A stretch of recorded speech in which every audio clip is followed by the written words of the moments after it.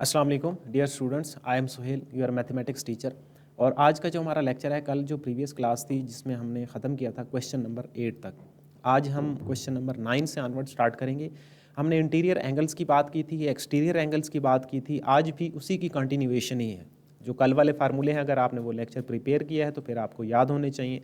Otherwise मैं एक दफ़ा रिपीट कर देता हूँ कि सम ऑफ जो ऑल इंटीरियर एंगल्स होता है उसका फार्मूला क्या है, n-2 मल्टीप्लाई बाय 180, ठीक है। और सम ऑफ ऑल जो एक्सटीरियर एंगल्स होते हैं उनका जो सम होता है वो किसके इक्वल होता है, 360 के इक्वल होता है।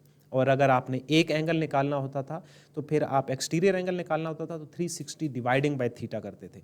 और अगर आपने एक इंटीरियर निकालना होता था तो आप करते थे n-2 multiply 180 dividing by n।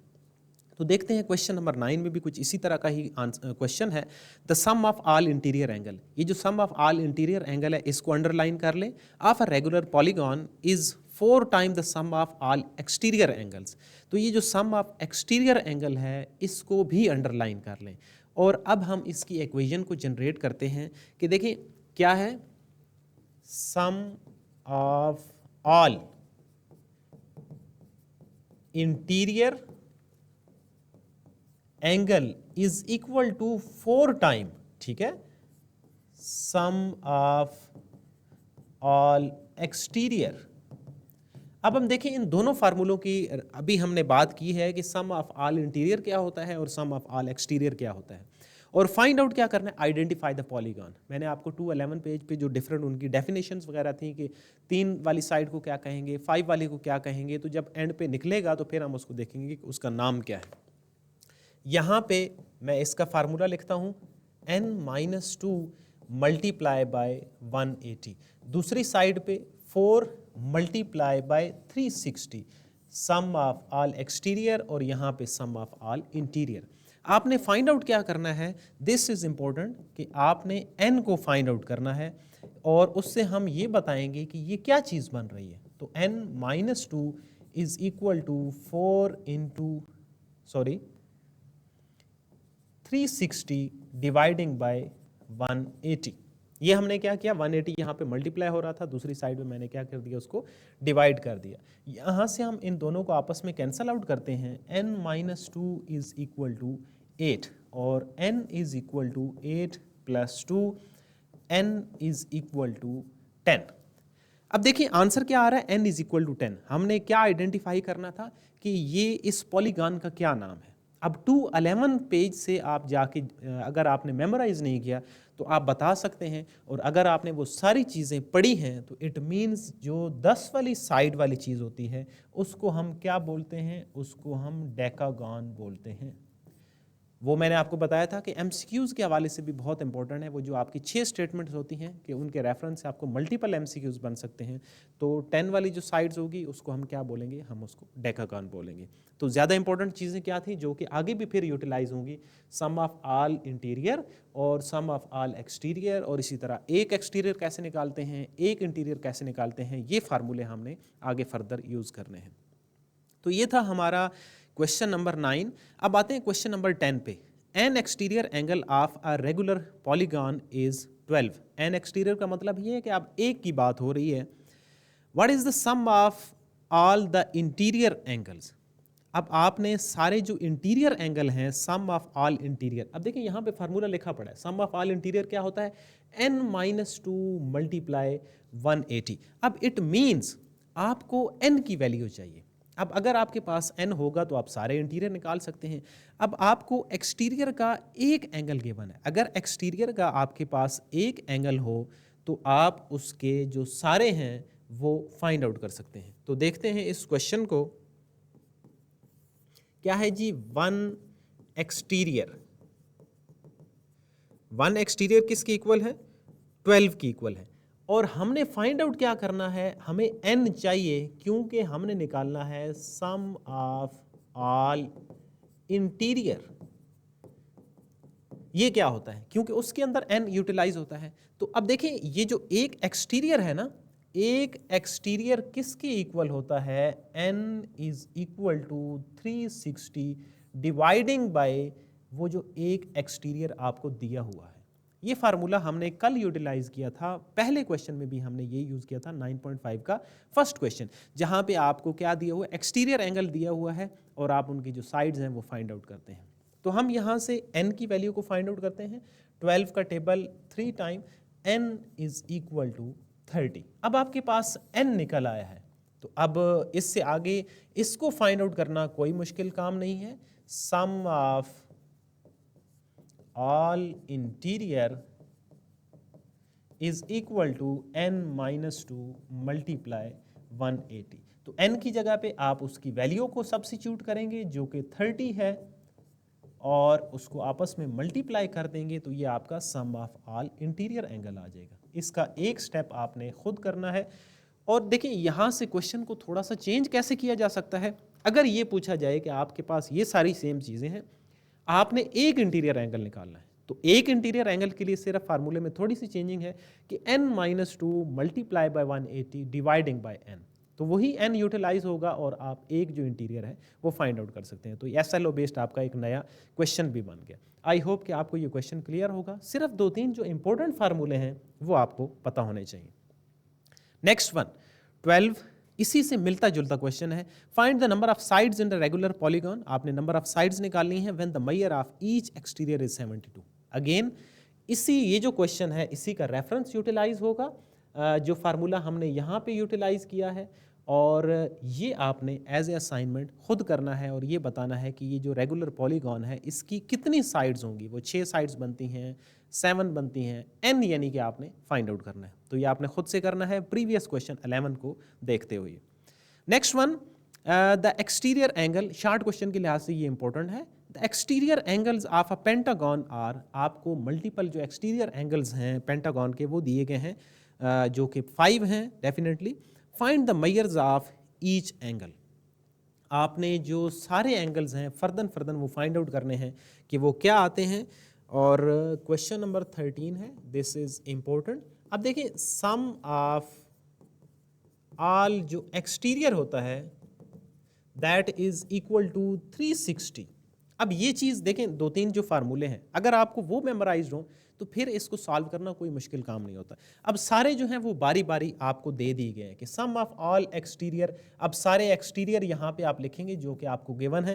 पहला है y+5, दूसरा क्या चीज़ है 2y+3, second third one is 3y+2, next one is 4y+1 और next one is 5y+4 is equal to 360। हमने जस्ट फार्मूला सब्स्टिट्यूट किया, जो हमें गिवन चीज़ें थी हमने उसको 360 की इक्वल रख लिया। अब यहाँ से आपने क्या करनी है, एडिशन करनी है। मीन्स जो y की वैल्यूज़ होंगी वो आप आपस में ऐड कर देंगे। 5, 9, 12, 14 and 15. The answer is 15y. Same is the case with constant values. जो भी सारे constants हैं वो सारे 5 के 5 आप ऐड कर देंगे। 5, 3, 8, 10, 14 and 15 plus 15 is equal to 360। और देखिए आपने फाइंड आउट क्या करना है, आपको जो अननोन है ना, अब देखिए अगर ये y की जगह पे 5 होता तो मुझे पता चल जाता कि पहला जो एक्सटीरियर एंगल है 5+5 वो तो 10 है।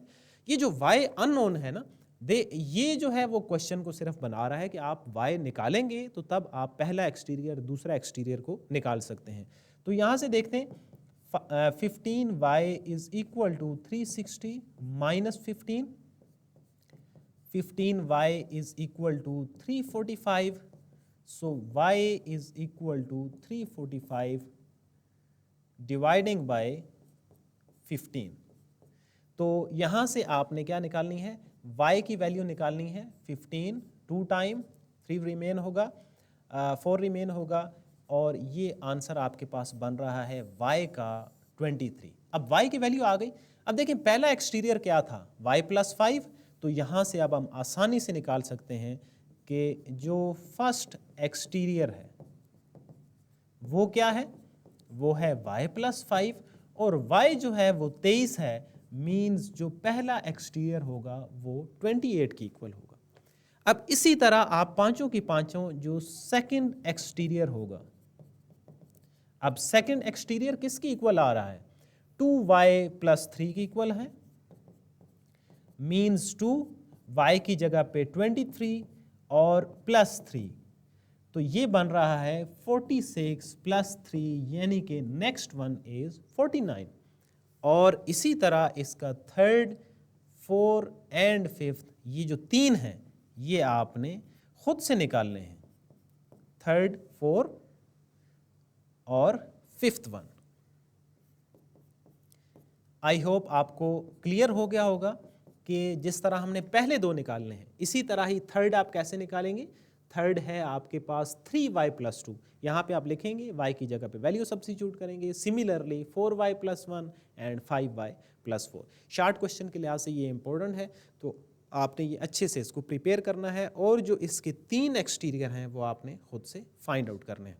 तो ये था हमारा 13 इंपॉर्टेंट क्वेश्चन। अब हम आते हैं 14 पे।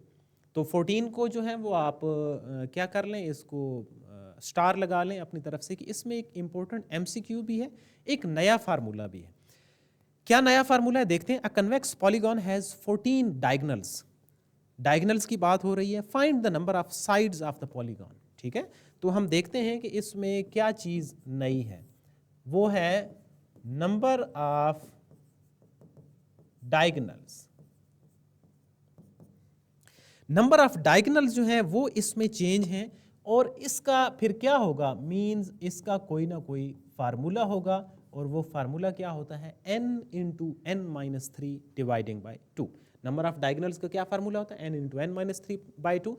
आपको कोई भी साइड्स दी जा सकती हैं और नंबर ऑफ डायगोनल्स पूछे जा सकते हैं।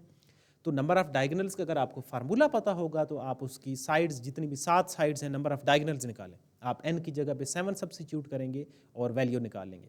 बट इस क्वेश्चन में क्या है, इस क्वेश्चन में नंबर ऑफ डायगोनल्स जो हैं वो गिवन है। Find the number of sides, आपने n जो है वो फाइंड आउट करना है। अब देखिए नंबर ऑफ जो डायगोनल्स हैं वो कितने हैं, 14 हैं। Means 14 is equal to n × n-3 dividing by 2। यानी कि अब n को कैसे निकालेंगे, जिस तरह हमने एक 5वां चैप्टर पढ़ा था, वहाँ पे हमने x की वैल्यू सिंप्लीफाई करके निकाली थी। इसी तरह ही हम यहाँ पे क्या करेंगे, ये 14 के साथ आके मल्टीप्लाई होके 28 हो जाएगा, is equal to n² - 3n। ये इन दोनों के साथ मल्टीप्लाई हो रहा है, n² - 3n। अब हमने एक प्रॉपर क्वाड्रेटिक इक्वेशन बनानी है, इज इक्वल टू 0। अब ये क्या बन गया, 28 को मैं दूसरी साइड पे ले गया तो ये नेगेटिव का हो गया। अब ये क्या बन गई है, ये आपकी एक क्वाड्रेटिक इक्वेशन बन गई। आप इसको 3 तरीकों से सॉल्व कर सकते हैं, quadratic formula, mid term break और कंप्लीटिंग स्क्वायर। जो अगर छोटी वैल्यूज हो तो ज़्यादा जो आसान होता है वो होता है मिड टर्म ब्रेक, यानी कि दरमियान वाली टर्म को तोड़ना। और जो मिड टर्म ब्रेक है उसका जो रूल होता है, आपने 4 चैप्टर में भी पढ़ा है कि 2 ऐसे आपने मल्टीपल्स चाहिए जिनको मल्टीप्लाई करें तो 28 बने, और जिनको ऐड या सब्ट्रैक्ट करें तो 3 बने। ठीक है, तो आपने टेबल्स देखने हैं कि कौन से ऐसे होंगे जिनको मल्टीप्लाई करें 28 बने, और ऐड या सब्ट्रैक्ट करने से 3 भी बने। तो देखिए 7 4s are n² - 7n + 4n - 28 is equal to 0।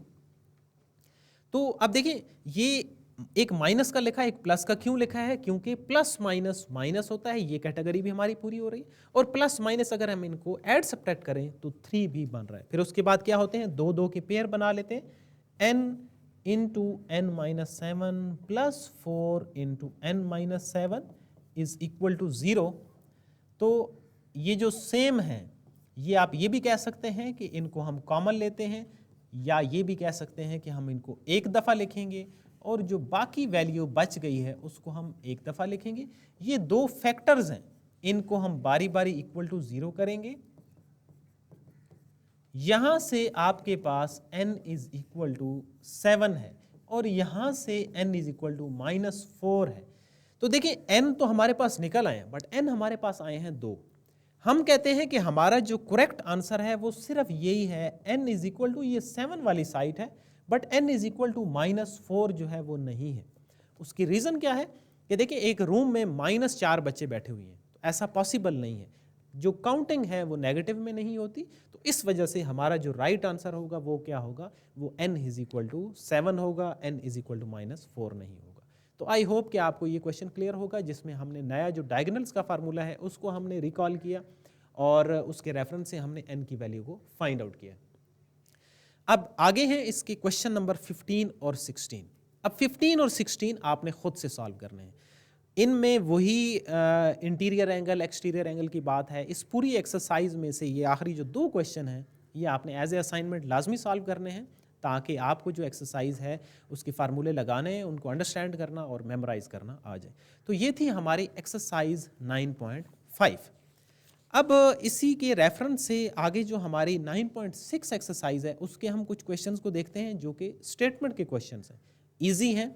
कुछ क्वेश्चन मैं खुद सॉल्व करूंगा और इसी तरह इसके भी 1-2 जो क्वेश्चंस हैं वो मैं आपको एज ए असाइनमेंट दूंगा, ताकि आपको स्टेटमेंट से जो इक्वेशन है वो जनरेट करना आ जाए, और कुछ जो नए फार्मूले हैं वो हम यहाँ पे डिस्कस भी करेंगे और उनको लिखेंगे भी सही।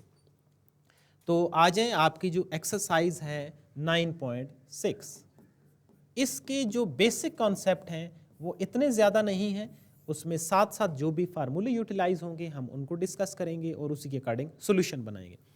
तो स्टेटमेंट है, पहला question, a lawn is in the shape of equilateral triangle. Equilateral जो ट्राइंगल है उसको आप अंडरलाइन कर लें, आप पहले इसकी डेफिनेशन भी हम क्लियर कर चुके हैं। फाइंड द पेरीमीटर, अब पेरीमीटर नई चीज़ है, इसको अंडरलाइन कर लें। If the length of one side is 5 metre, अगर एक साइड की जो लेंथ है वो 5 मीटर है। Also find the cost of the boundary wall of the lawn 220 पर मीटर। अब जो डाटा गिवन है हम पहले तो उसको लगाते हैं। जो पहला डाटा है वो क्या है जी, कि वन साइड की जो लेंथ है वो क्या है, वो है 5 मीटर। और ये किस चीज़ की बात हो रही है, ये बात हो रही है इक्विलेटरल ट्राइंगल की। अब क्या बताया है, इक्विलेटरल ट्राइंगल नाम भी बता दिए। अब आपने पेरीमीटर फाइंड आउट करना है। जो पेरीमीटर का फार्मूला है ना वो क्या होता है, वो होता है 3s। इसको हम आसान कर देते हैं, number of sides multiply one side की जो लेंथ होगी ना वो। तो अब इसका नाम अगर यहां पे SLO बेस्ड क्वेश्चन आ जाए, कोई भी 5 का क्वेश्चन आ जाए, पेंटागन है, तो आपने उसके लिए कोई उसको घबराने की जरूरत नहीं, आप उसको 5s कर देंगे, क्योंकि क्या होगा, number of side into one side length हो जाएगी। ठीक है, तो ये पेरीमीटर मैंने पहले भी आपको डिस्कस किया था कि आपकी जो बाहर वाली सारी साइड है ना, इसको उर्दू में बोलते हैं इहाता या घेरा करना किसी भी चीज़ का। अब बाहर से अगर घूम के एक पॉइंट है, उधर से हमने यहाँ से स्टार्ट किया था और चलते चलते हम वापस वहीं पे भी आ गए, तो ये हमारा क्या कहलाएगा, उसका पेरीमीटर कहलाएगा। अब हमने सबसे पहले तो पेरीमीटर निकालना है और फिर आगे हम बात करेंगे। 3 × 5, द आंसर इज 15 मीटर। तो ये हमारा जो पेरीमीटर है वो तो क्लियर हो गया। अब आते हैं क्या करना है जी, कॉस्ट ऑफ द बाउंड्री। अब ये बाहर जो है ना वो इसके हमने कोई बाउंड्री लगानी है, कोई वाल लगानी है, कोई जो है ना वो बाड़ लगानी है, उसका जो एक्सपेंस है वो कुछ दिया हुआ है, पर मीटर का दिया हुआ है, और आपका जो फाइंड आउट करने वाला है वो इसके लिए आपने फाइंड आउट करना है जो टोटल चीज़ है। फॉर एग्जांपल एक अंडे की कीमत 5 रुपये है, तो 5 अंडों की कीमत कितनी होगी, आप 5 × 5 कर देंगे जी। तो यहाँ पे लिखते हैं कॉस्ट ऑफ वॉल क्या है जी, पर मीटर कितनी है। तो पर मीटर जो कॉस्ट है वो है 220 रुपीज़ है। So means cost of wall for क्या है जी 15 मीटर्स की कितनी होगी, तो जो वो 220 है, यानी कि जो 1 मीटर पे आ रही है, और जो आपका कंप्लीट जो इहाता है, जो कंप्लीट आपका पेरीमीटर है, उन दोनों को आप मल्टीप्लाई कर देंगे। तो यहाँ पे हम इनको मल्टीप्लाई करते हैं और देखते हैं कि हमारी जो कॉस्ट है वो कितनी आ रही है जी। तो 220 जो कि पर मीटर है और 15 हमारा जो है वो हमारे पेरीमीटर है, तो ये 3300 जो हैं वो हमारी उसके गिर्द अगर वाल हम लगाएं तो वो हमारा क्या आ रहा है, एक्सपेंडिचर आ रहा है। तो आई होप आपको क्वेश्चन क्लियर होगा। जस्ट क्या है, एक पेरीमीटर का नाम था और मैंने आपको समझा दिया, जनरलाइज करके भी बता दिया कि अगर कोई और नाम आ जाता है आगे कोई यूटिलाइज भी होगा, तो हम उसको देखेंगे कि अगर नया नाम से हो तो वो उसका आंसर क्या होगा। सेकंड क्वेश्चन पे आ जाए। आई होप आपको ये क्वेश्चन क्लियर होगा, और कोई स्टेटमेंट अगर कोई डिफरेंट थोड़ी सी आ जाए तो उसको भी आप जनरेट कर पाएंगे। तो सेकंड क्वेश्चन क्या है जी, क्रिकेट ग्राउंड है in a village in the shape of parallelogram. सबसे पहले चीज़ क्या है कि आपने पैरेललोग्राम की शेप का एक आपके पास क्रिकेट ग्राउंड है, तो हम उस क्रिकेट ग्राउंड को पहले तो बनाते हैं।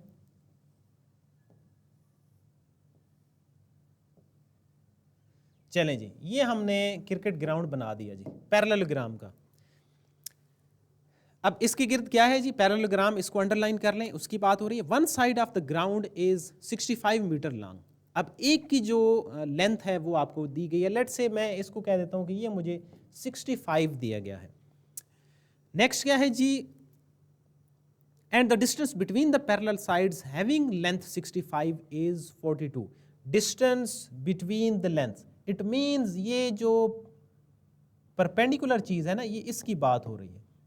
यहाँ से यहाँ तक जो डिस्टेंस है इन दोनों के दरमियान जो पैरेलल लाइंस हैं वो कितना है जी, वो है 42। इसको आप हाइट भी कह सकते हैं, जाहिर सी बात है वो परपेंडिकुलर आ रहा है, सामने वाली साइड पे 90 का एंगल बना रहा है, तो ये कितना है 42।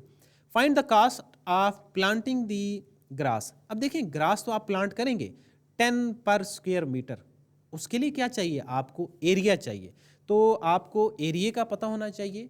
क्वेश्चन नंबर 2 हमने पैरेललोग्राम ड्रा कर दी है, तो एरिया का फार्मूला आपको आना चाहिए। वो किसकी इक्वल होता है, बेस इनटू हाइट।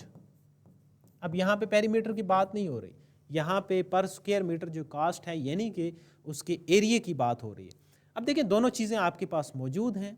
आपके पास जो बेस लेंथ है वो भी मौजूद है, आपके पास जो हाइट है वो भी मौजूद है, तो हमारे पास एरिया की वैल्यू आ जाएगी। हम इनको मल्टीप्लाई करते हैं पहले तो, और फिर देखते हैं आंसर क्या है। 65 multiply 42, the answer is 2730 metre square, क्योंकि एरिया है। अब ये एरिया आ गया। नेक्स्ट क्या है जी, अब हमने कॉस्ट निकालनी है। Find the cost of planting grass, आपने उस पर लगाना है कॉस्ट पर स्क्वायर मीटर। अब जो पर स्क्वायर मीटर की जो कॉस्ट है वो है 10 रुपीज़ है।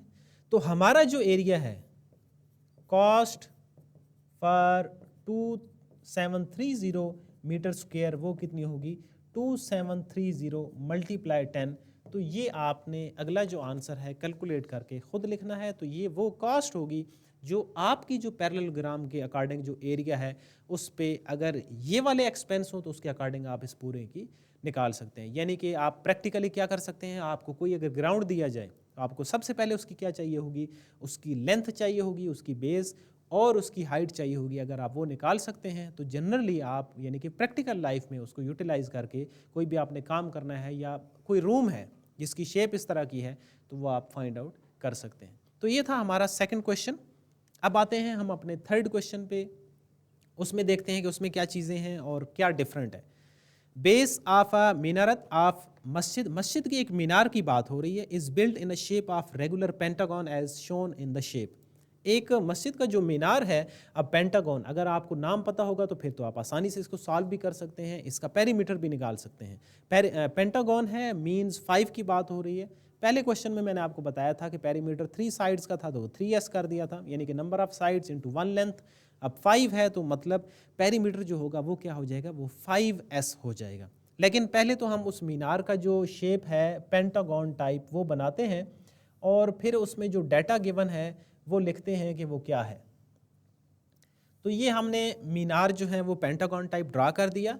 यहाँ से इसकी एक जो है वो लेंथ उन्होंने दे दी है कि वो 5 मीटर है और 3 मीटर है।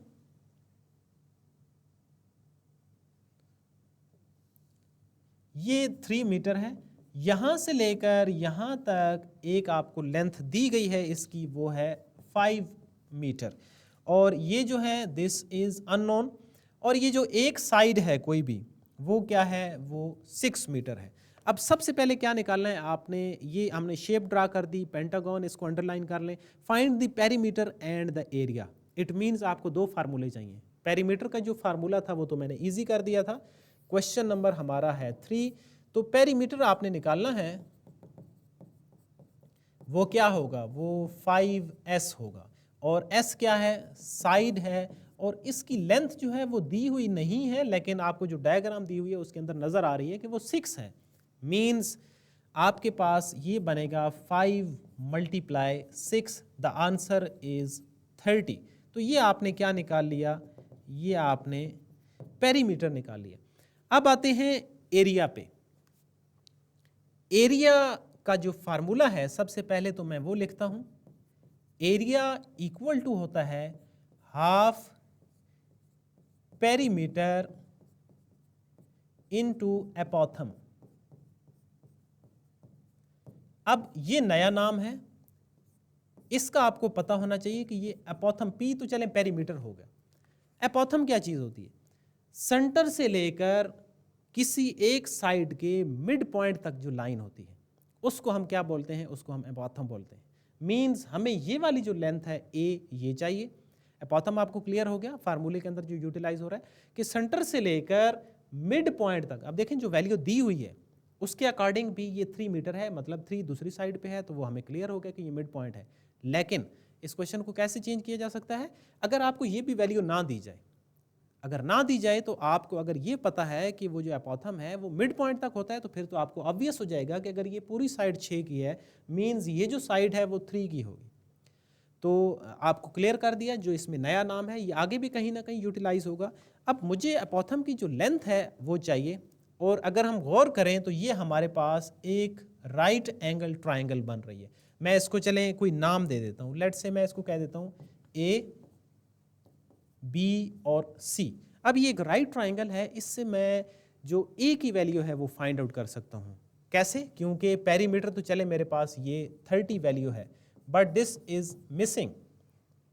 तो ट्राइंगल ए बी सी, मैं इसको डायरेक्टली लिख रहा हूँ 5² is equal to 3² plus a², क्योंकि हमने इस पे बहुत ज़्यादा बातचीत की हुई है। ये हमने क्या यूटिलाइज किया, हमने पाइथागोरस थ्योरम ड्रा किया है कि 5² is equal to 9 plus a², यानी कि 25 minus 9 is equal to a²। So 16 is equal to a²। Square को ख़त्म करने के लिए हम स्क्वायर रूट लेते हैं। a की वैल्यू मेरे पास 4 है, जो कि मेरे पास किसकी वैल्यू है, एपोथम की वैल्यू है 1/2 30 × 4। तो यहाँ से अब मैं अपना जो आंसर है एरिया का वो निकाल सकता हूँ, और वो क्या है जी, वो कैंसलेशन के बाद 60 मीटर स्क्वायर है।